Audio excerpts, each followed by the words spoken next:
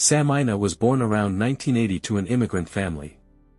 She grew up to be a kind, caring person who any family member could turn to for support and advice. When Samina became an adult, she left her hometown of Asxf Cardiff in the county of Oels in Great Britain to start an independent life. Soon she found a job at Costco, a warehouse supermarket. Thanks to her diligence and dedication, Samina quickly climbed the career ladder. She was appointed as a regional marketing manager, which allowed her to work at various branches throughout the country. December 24, 2014 was Samina's second-to-last workday before Christmas. Most people don't like working on the eve of holidays, but for Samina it wasn't a problem, because on this day she was on shift with Roger, the warehouse manager of the commentary department. Samina and Roger had long had a secret romantic relationship.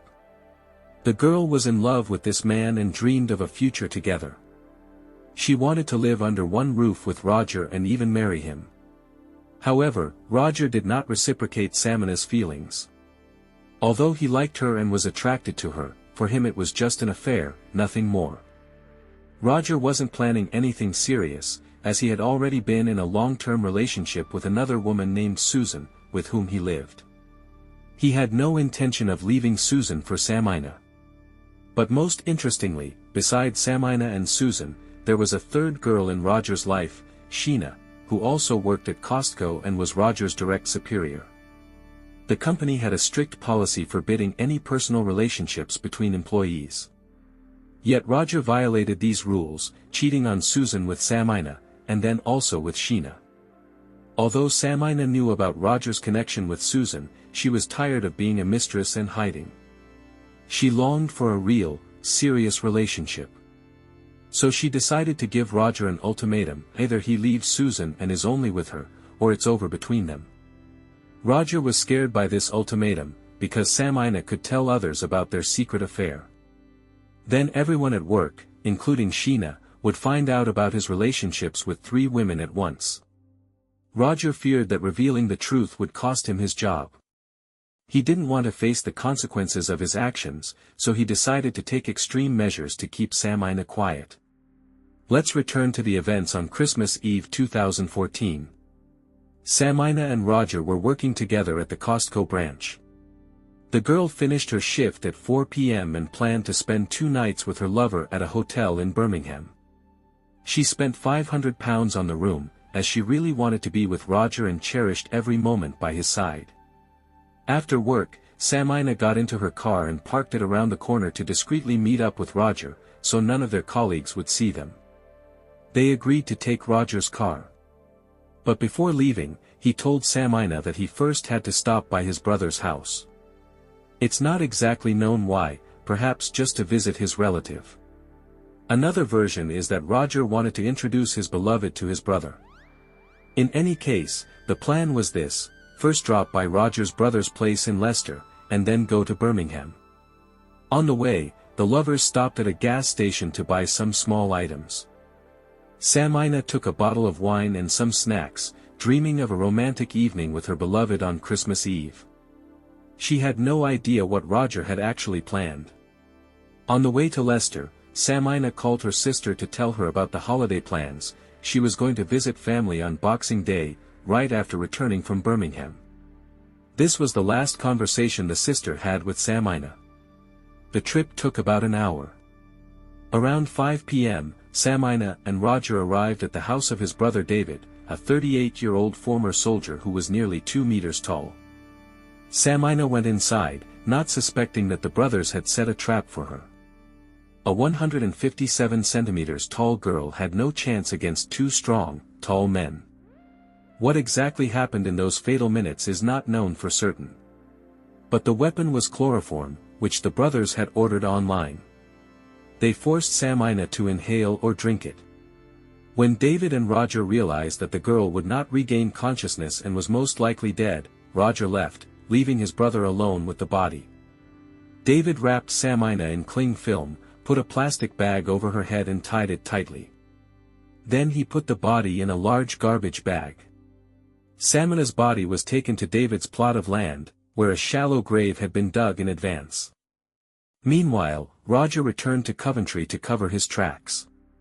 From Samina's phone, he sent himself a message as if from her, saying that she was furious and going where she would truly be appreciated. Roger thought it was a clever move, to pretend that at 5:07 p.m. Samina was in Coventry, and that they had supposedly quarreled. The man thought it would provide him with an alibi. But the fool didn't consider that the phone transmits geodata about its movements. So Samina's mobile recorded her trip from Coventry to Leicester and back. If the police checked this data, it would become clear that at 5:07 p.m. the woman was indeed in Coventry, but immediately after that she went to Leicester. At midnight, Roger returned to Leicester to David. The brothers went to the plot and buried Samina's body in the shallow grave. A chilling coincidence, that evening, David's girlfriend, with whom he had recently quarreled, came to visit him. They made up and even walked around David's plot, literally a few steps from Samina's grave, which the girl, of course, had no idea about. As the girlfriend later testified, David behaved absolutely calmly and naturally, with no signs of stress or agitation. And the next day, on Christmas, Roger sent Samina a message with greetings, as if nothing had happened and the girl was alive and well. At first, Samina's family wasn't too worried about the lack of news from the girl.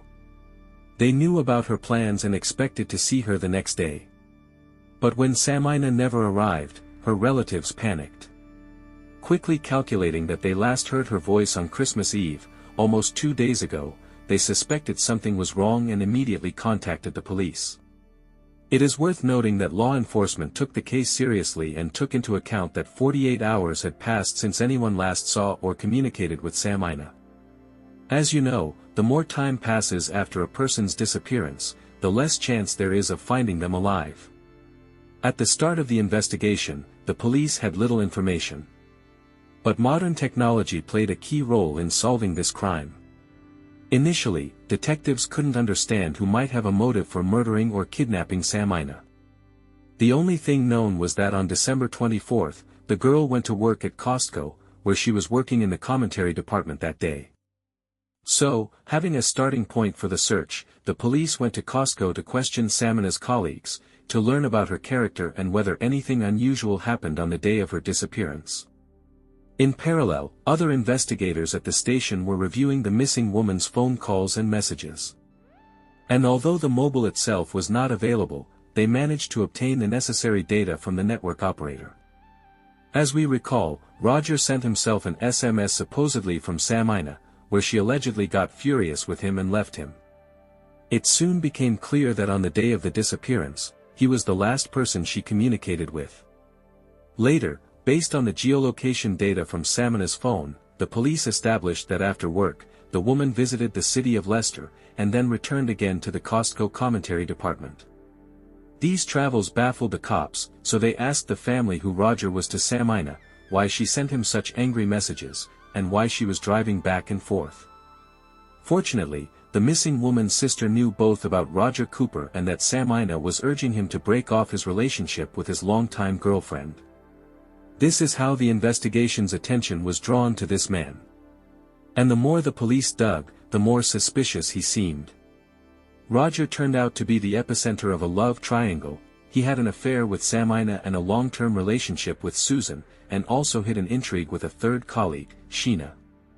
This tangled web made Roger the prime suspect. When the cops brought him in for questioning, he suddenly burst into tears. The investigators found it strange how the man calmly answered questions one moment, then suddenly broke into hysterical crying, tried to show something on his phone, and cried again. Extremely suspicious behavior. When asked to tell about the message from Samina and her disappearance, Roger, through sobs, read from the phone the SMS already known to the investigation, which he himself wrote on behalf of the girl. Asked about his opinion on the text, he replied, "It seems that Samina, in despair, went to one of her friends in Birmingham." And the very next moment he blurted out that that night he was at his brother David's house in Leicester. And this really made the detectives think, because, as we remember, the victim's phone recorded her movements from Coventry to Leicester, where David lives, and where Roger also went on the night of the disappearance. So many coincidences could not be accidental, so the police obtained a warrant to search the home of David Cooper. The siege was not an easy one. The man had a habit of collecting everything and never throwing anything away. Among the junk in the refrigerator were the wine and snacks that Samina had bought at the gas station. David also had several backup phones, which finally drew the attention of the investigation to his person. The man was arrested and brought in for questioning. At first, regarding Samina, he pretended to be ignorant.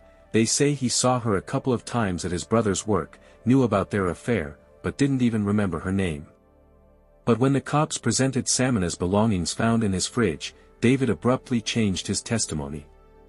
Now his version sounded like this: he and Roger were indeed at home that night, and when his brother left, an agitated Samina rang the doorbell. She immediately burst inside, demanding to know where Roger was, because he hadn't shown up for their meeting at the mall.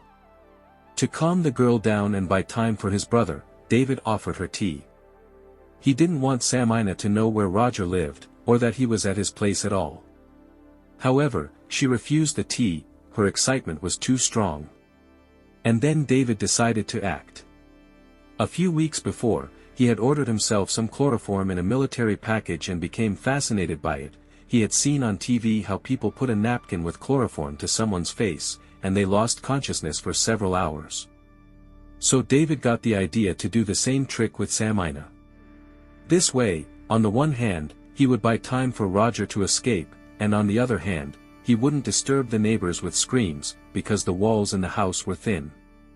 David naively thought that everything would go well. After all, what else could one expect if it worked in the movies?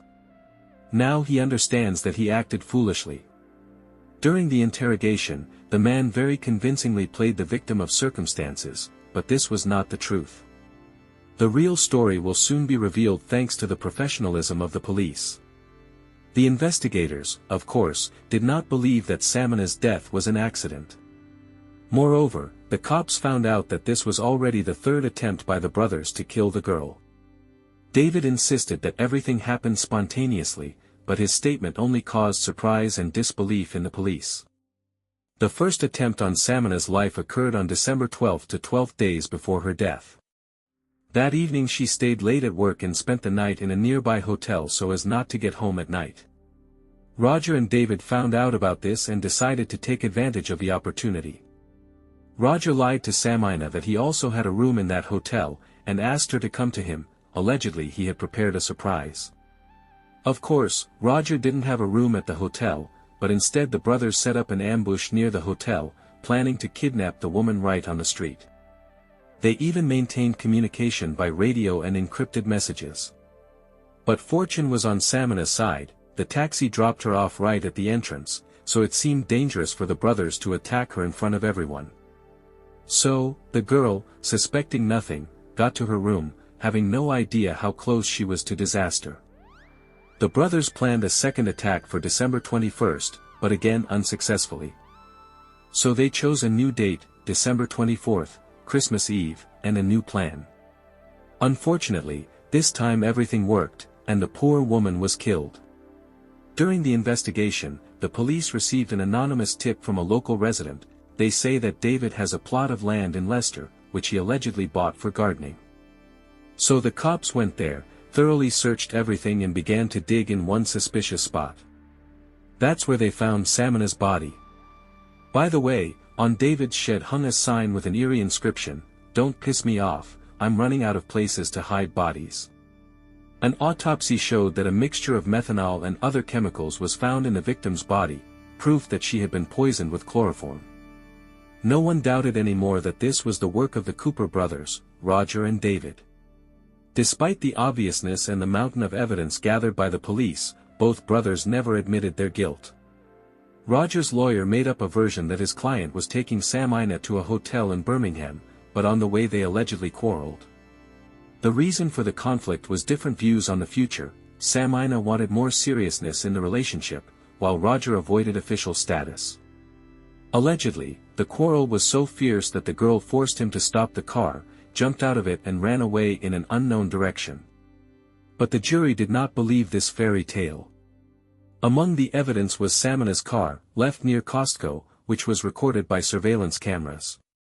When the police arrived at the scene, the car was no longer there, and a couple of days later it was found all the way in Peterborough. No fingerprints or other significant evidence were found in the interior. Except that the driver's seat was pushed far back, although Samina's height was only 157 centimeters.